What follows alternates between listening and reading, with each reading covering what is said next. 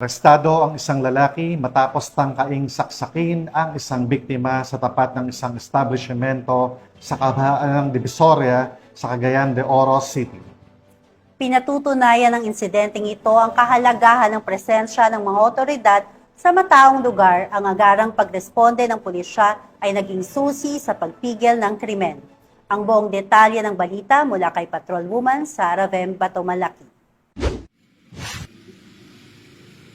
Arestado ang isang lalaking matapos makuhanan sa video na may hawak na kutsilyo at tinangkang saksakin ng kapwa lalaki sa tapat ng isang establishmento sa Pabayo Street, Divisoria nitong Linggo, Hulyo 20, taong kasalukuyan. Kinilala ng Police Station 1 ng Cagayan de Oro City Police Office ang suspect na si alias Boy, lalaki na sa hustong gulang at residente ng lungsod.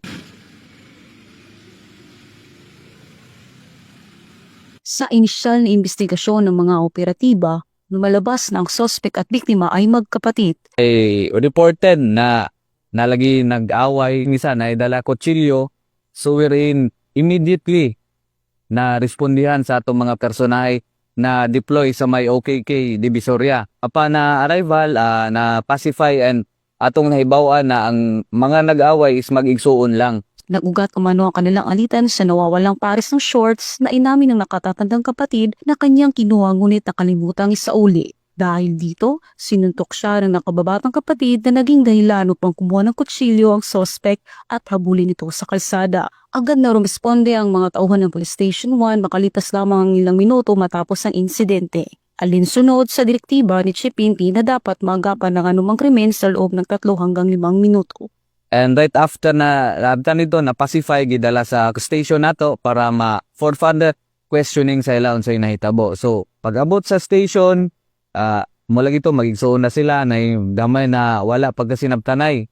Ang magigsuon na yun wala man po'y kwan. Nay kutsilyo however walay kwan, walay nasamdan. Agad namang naaresto ang suspect at nadala sa istasyon. Bagamat nagdulot ng tensyon ang pangyayari, agad itong naresolba sa tulong ng maagap na aksyon ng mga otoridad.